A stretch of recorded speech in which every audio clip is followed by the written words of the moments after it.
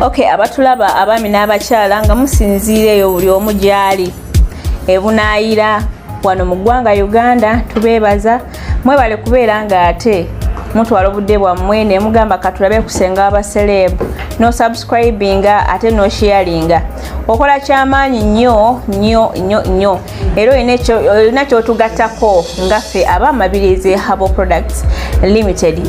Bwe ntyo mba ntuuse ebyange mubimanyi era mubitegeera bulungi nnyo. Ntuuse n'omusomo gwaffe ogw'abaami engeri y'okwejjanjabamu. Omwami oyinza kwejjanjaba otya? Biki by'oyinza okukozesa okubeera nga ate obeera owangaala mu kisenge kyo ng'omukyala takomplaininga nawe nga tokola ki teweemulugunya. Omanye ebintu by'okwemulugunya bikuviirako okubeera nga ate ne kyewandikoze tosobola kukikola lwa nsonga olinawo pressure eri egamba nti no tokola ki tosobola.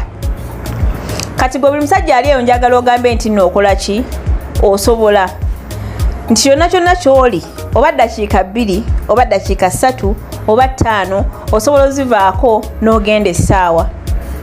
Mbuuza otya ninza zivaako ntya? Kubanga basinga mubeereyo ne mugamba nti nze nabivaako sikyakola ki sikyasobola. Nze omukazi owange yammanyiira waali era ninza akoze eki aneekuumidde naye ng'ekyamazima takulaga nti nakwekuumidde akulaga nti nakwekuumidde naye ng'ate omukyalo oyo ayina asikaali oba owa booda amumalira ensonga ze lwakuba nti nogwe takola ki takulaga. Kati gwe mukwano gwange ali eyo oyagala okwewala okkulira mukyalawo mumugabane babiri kubanga ekisooka buli kimu kyonna kyonna okiyina omuwa obusobozi buli kimu kye yeetaaga okimuwa buli kimu kye yeetaaga ng'omukyala kwegamba mu bufunze otuukiriza buli kimu kyonna omukyala kyandyekoze ki kyeyandyetaaze naye ekizibu kiri ekyo kiri kimu kisenge. Weebuuza lwaki ekisenge kino eno tekitereera. Kati mukwebuuza ennyo n'ofuna pressure bwebeerawo n'ofuna eddagala n'odda wano n'odda wali ne litakolera lwa nsonga olina pressure ey'amaanyi kati tomanyi na kituufu ki ky'olina kukola olina kgenda ng'okola ki ng'otomera butomezi. Njagala nkubule mukwano ewatuufu wootuuseewo omuntu agenda okukolera ekituufu oteerere wenyumirize mu bufumbo bwo wenyumirize mu makaago gakunyumire n'okusinga wali eri wagatandikira okoze eki ofunyeewo gwe tuula wuliriza sharinga yita ne mukwano gwajja akola eki alabe. Ekiviirako omwami okuluzinga amaanyi bintu bingi nnyo. Oyinza ofuna stress tugeze nga mu bintu bya bizinensi n'oluzinga amaanyi ne gakola ki ne gagendera ddala obutadda. Ekiviirako okubuuza amaanyi bintu bingi nnyo tugeze okulya obubi masturbation infection ebintu ng'ebyo. Bwe njogera kulya obubi abasinga mugamba oba olwakwanalidde doodo oba biki ebyo bijanjaalo biki noga kangene ndye chipusi chicken kibumba biki byonna n'okola ki n'obimalayo n'olya zi KFC day by day nga gwe byokola ki byokozesa ate nga tomanyi nti nno ebyo byennyini bye bigenda okuleetera obuki obulwadde gwe bw'otamanyi. So nga tewe okwata doodo wo n'omulya nakati wo n'owuta ku bbuga n'owuta kamukene n'owuta ku kijanjaalo ate ojja kubeera nga oli strong ojja kusigala nga oli strong ng'oli healthy bulungi nga n'omubiri gutambula bulungi omusaayi gutambula bulungi buli kimu nga kikola ki nga kikola. Sigambye nti obeereko buli kiseera naye ate byekuumireko kozesa nnyo obutonde. Yensonga lwaki nti nno n'eddagala lino lye mulaba erigabibwa eribaweebwa likolebwa mu butonde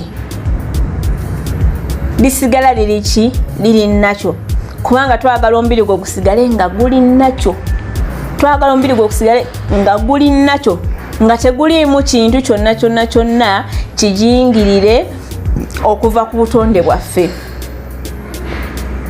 Era ntwala omukisa guno abasinga mumanya akalagala kaneeno mukayita express manpower kadagala kano kakolerawo kumu abasinga mwena temukimanyi nti nno eriyo eddagala eririnakyo erikolerawo omusajja n'ogenda mu kisaawe n'okolerawo mukimanyi nti nekikolerawo abeera vayagula simanga bino biki sibimanyi na bimanya naye basinga byomanyi era basinga obungi abaliyo mubimize n'okamira leero n'okamira n'enkya n'okamira okumala omwezi mulamba omwezi ogwokubiri ogenda okukamira nga tekakyakola ki nga tekakyakola weebuuze lwaki nti kali kasinga amaanyi omubiri gwo ko kamaanyi nnyo okusinga omubiri okitegeera munange ali eyo so kaakati nja kukubirizawo ejjanjabisa obutonde era ng'eddagala ettuufu wogenda okulijja weewano wokka era nekugamba gwe omwami ali eyo ogenda mu mikolo naye omukyalo wadde tomulabangako weeraliikirira ngenda kikola ntya nze ndi wa ddakiika 2 jjukira amasanyu g'omukolo essaawa ezo buli omu abeera akola ki yeepikira munne olaabe bakwepikira mukwano ng'oli wa ddakiika 2 dakiika emu omalira mu bisambi kibi nnyo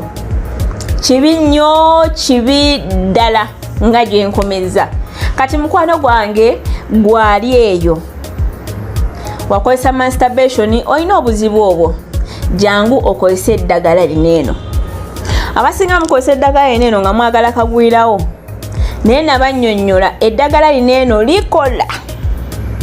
likola naye terigenda kuwa kintu kiri permanent ng'olikozesezza lyokka mbannyonnyola ne mbagamba eddagala lineeno kukolera results ne zijja nga ziri permanent olina okugattako muganda waalyo ono complete man n'ogattako n'ekisumuluzo fuludozi yo gwe omusajja ejja kuba ekoze eki ejjudde fuludozi yo ejja kuba ng'eweddeyo naye ate munnange kisinziira oyinza okubeera nga akozesa masturbation w'emyaka gyo10 togenda kukozesa doozi emu masturbation emyaka 5 togenda kukozesa doozi emu masturbation emyaka emeka togenda kukozesa doozi emu kati bw'ojja n'onnyonnyola nti nze bannange ndi bwenti ne bwenti maze emyaka 10 maze emyaka 2 make sure nti onnyonnyola ensonga ezo mu butuufu bwazo tolimba kubanga ate mu kujjanjaba temulimu kukola ki kulimba bw'olwawo okwegatta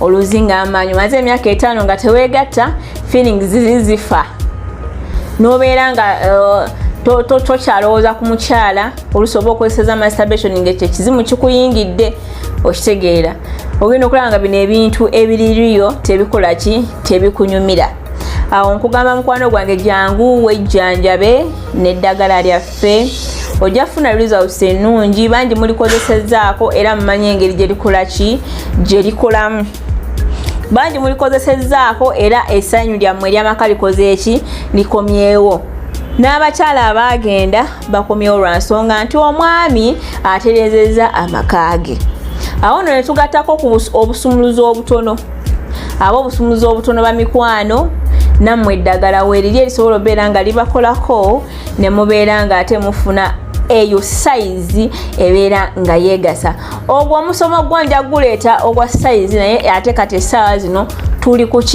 tuli ku maanyi nti amaanyi geetaagisa okubeera n'amaanyi tekitegeeza nti nobeere n'omukyala wo mukubo olwane okole ki okitegeera okubeera n'amaanyi tekitegeeza nti nokola nyumya akaboozi paka essaawa 3 namba oli mu kaboozi okola ki onyumya nedda kola ekintu kyo nga si kya budde buwanvu nnyo naye nga kivaayo perfectly nga ogenda kusiima ne munno gwekikoze naye akola eki asiime nti munnange weebale nnyo obuddewo bw'okoze eki bw'ompadde ng'olina w'omutuusizzaako naye kibi nnyo okubeera n'omukyala mukwano n'atamala ajja genda anoonyeeyo asikaali amumazisi ajja genda anoonye wa booda amumazisi ajja genda anoonye bano abasindika ebinankani abo agenda mumazisi utandika okugamba omukyala anoonya ki nga buli kimu kyonna nkola ki nkimuwa ne oba olina akawumbi ng'okeera kamuteeraawo kiri kyo kya butonde kikola ki kyetaagisa kati mu bufunze jangu obeere ng'ojja weefunira eddagala lyo wejjanjabe osobole okubeera omwami amatiza omwami atuukiridde omwami omukyala we gwe yeenyumirizaamu awo nno womala okutwala ddoozi yaffe ne tugatirako ono kofi ono omunywera obudde wonna w'oba oyagalidde kubanga kyekintu ekigenda empola ate nga kyo kikola okitegeera kofi ono nabagamba natabulamu akadagala kaffe kali ak'ekkongo tali plain nga womanyi kofi ono wa bulijjo no kofi mutabule mutabulemu akadagala kaffe kali akaki akekongo. So mukwano gwange bw'otwala eno ddoozi yo ey'amaanyi nono kofi okolaki omwetaaga. Kofi akola ebintu bingi nnyo mu mubiri, naddala gwe omuntu omunene omwetaaga kubanga kofi asala amasavu, kofi azibukula, kofi aziiza okubeera ng'okwatibwa kansa, kofi aziiza endwadde enzibu ennyo ez'omu mubiri ezirumba omubiri ne zitakwata ng'okozesa ki? Ng'okozesa kofi. Kofi aleeta amaanyi g'ekisajja, yeno obeera ng'okola ki? Ng'osaza kimu. Kofi akumakinga okubeera nga oyina amaanyi, obeera strong nnyo, obeera tokoowa. Mu bufunze kofi ono omwetaaga, azibukula emisuwa. Mukwano gwange gwalina bikambi gundi ebyo infection ebyo bikandida kabootongo biki, kofi ono muki mulungi. Ate remember nti no namutabudde tali yekka. Kati bw'otwala ddoozi eno ey'amaanyi nono kofi omwetaaga n'obeera ng'omutwalirako naye n'omunywa kubanga ate nalyo ddagala. Kofi asala amasavu agali mu mubiri, omusaayi ne gubadde tegutambula bulungi ne gutandika okutambula bulungi, ogenda okulaba nga buli kimu kitambudde bulungi ddala. Eriyo bannaffe abanywa kofi ono n'afuna entunnunsi. Ow'entunnunsi kofi takola bulungi, ate gwe tulina sayidi ena gye tukola ki? Gye tukuteekako ne tugamba kati gwe ow'entunnunsi kozesa kino, ate nakyo ne kikkolera bulungi ddala. Tusangibwa wano Mulago 2 nga ku kyaki ya Kakande we tusangibwa 0707377114 ye namba eri ku WhatsApp, ate nga nokuba eyita mu bulungi ddala 0773699151 eyo nayo ya MTN eyita mu bulungi ddala. So bannaye eza namba ezo oba oyogera nange nze kennyini kuba essimu inbox me nnyonnyola nja kuddamu bulungi ddala otegeere ki kyolina okukola ki kyolina okukola. Nyongera okugamba nti yonna wooba oli deliveries tuba tuzikolera ddala. So togamba nti nze siri mu ggwanga sigenda sobola kwejjanjaba ate ng'eddagala akola ki ndyetaaga. No, mukwano gwe weekotogera jangu buzzi, iffe tugenda kuba nga tukutuusaako ebintu byo mu bulungi ddala ate mu budde. Mulago 2 nga ku kyaki ya Kakande awo wenyini wetusangibwa. Bw'otuukawo bw'oti kuba bukubi essimu ate ogenda kubeera nga otutuukako bulungi ddala. Tubaagala nnyo, weeyongere okusubscribinga ate n'ekirala sharinga. Naye nga sinaba kumaliriza, njagala mbatuuseeko na kino kiva mu Basese Tours and Travel.